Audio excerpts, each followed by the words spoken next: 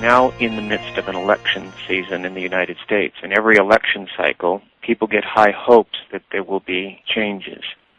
And yet, if we look back over the elections and the administrations of the last 30, 40, 50 years, we see a common trend, and that is more power to the government, less liberty, and the erosion of constitutional protections and American liberties.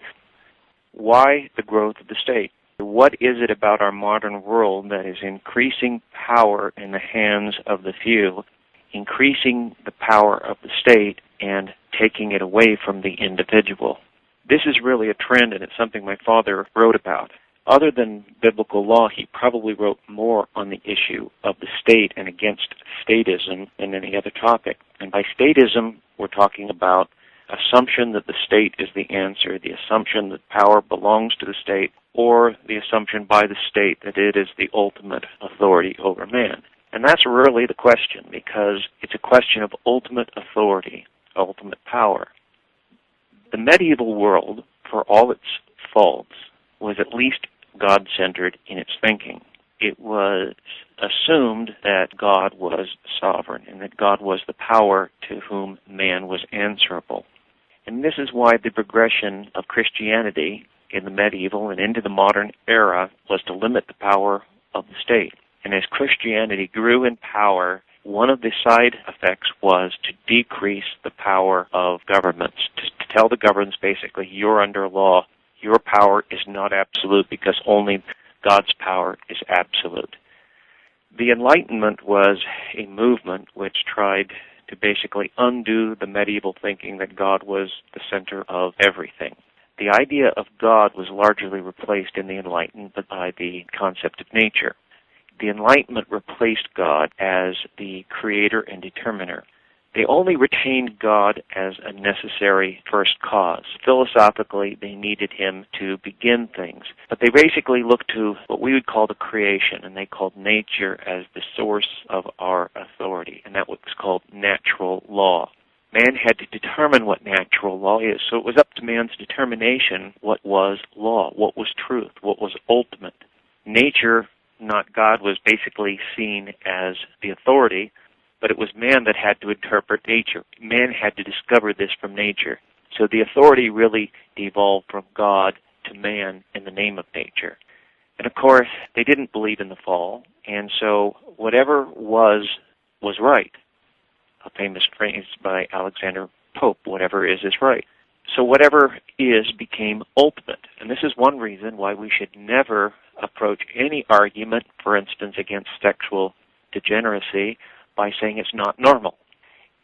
If you argue against something by saying it's not normal, then you've just lost the argument because you're playing into the entire philosophical presupposition of the humanists, because what is normal is what is common. So if something that we call degenerate becomes common, it suddenly becomes normal. You lose the argument as what was once not common becomes, in fact, very normal. It's a sliding scale, and we're going to lose that argument. For a time, there was this tension between the Enlightenment faith in nature as the first cause and Christianity. Charles Darwin came around, and he completely changed naturalistic thought. Darwin didn't believe in God as a first cause. Darwin destroyed the concept of natural law because what Darwin saw when he saw nature was chaos, chance, violence. And so when Darwin's theory of evolution became common, the whole idea of natural law had to go out the window. Because according to Darwin, the concept of God was unscientific and irrational. And the concept of natural law was also unscientific because man was ruled by chaos, chance. And so what are you left with in the Darwinian perspective? You're basically only left with the power of the state. And you're left with the elite scientists who interpret truth for us. And so after Darwin, an idea became prevalent that was called scientific socialism. Scientific socialism is basically just saying that properly planned future for man through the power of the state is the road to progress.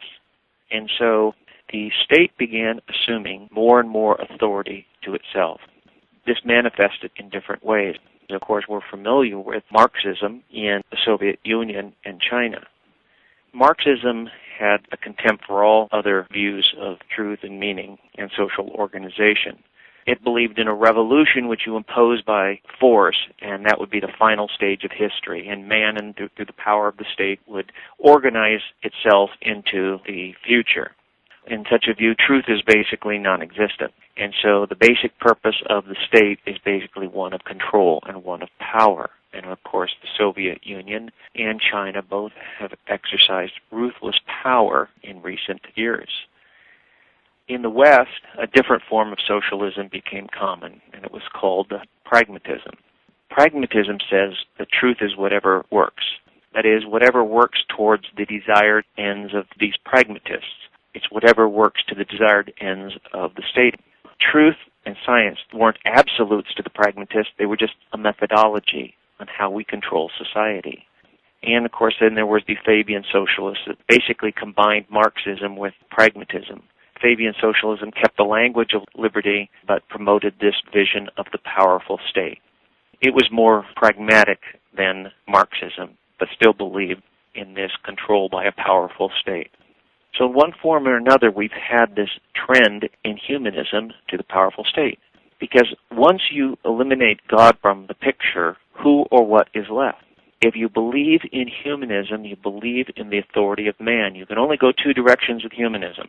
One is to individual anarchy, where every man is a law unto himself, but we know that doesn't last very long, or you go to statism. Humanism always ends in statism because the state is the highest collective voice of man. And so the state can always claim authority in a humanistic society. All these different perspectives agree that man's determination of meaning is ultimate. They're all inclined towards statism. They're all inclined towards collectivism in one form or another. They're all opposed to Christianity and the idea of the sovereignty of God or the authority of His Word. And that is why Christians find themselves on the outs. We're very pluralistic except where it comes to Christianity. We're very tolerant except where it comes for a different authority imposing itself on the will of the state. We believe that we are making our own norm. We are making our own truth as we move forward. And we're defining all of human existence independently of God. What this does, it abandons all Christian concept of truth, all Christian and biblical concepts of morality. So to understand truth in the modern view, you have to assume a purely naturalistic world, and you have to assume that man is no more than a biological being. And so if man is going to find any meaning, he has to find it collectively. And that collectivism always ends up being the power of the state. So as the Christian views politics in this election cycle or any other, he has to be aware that one of the greatest dangers we face is statism. Liberty is hard won, and when it's lost, it takes longer to regain it than it did to lose it. And so we have a difficult road ahead of us. We have a lot of liberty we have to reclaim, and we have to go back to the roots of the problem. We have to go back to the problem of humanism. Ultimately, we're not going to have a free society until we have a godly society, because ultimately you cannot replace God without elevating man, and whenever you elevate man, you are going to elevate the state, its power, and its authority. Our ultimate answer has to be a religious revival and a repudiation of humanism in all of its forms. If we're going to restore liberty to man and to history, we have to restore the belief in God and a dependence on His Word and His will as authoritative. Anything else is suicidal and will lead to more statism and the decline of our liberties.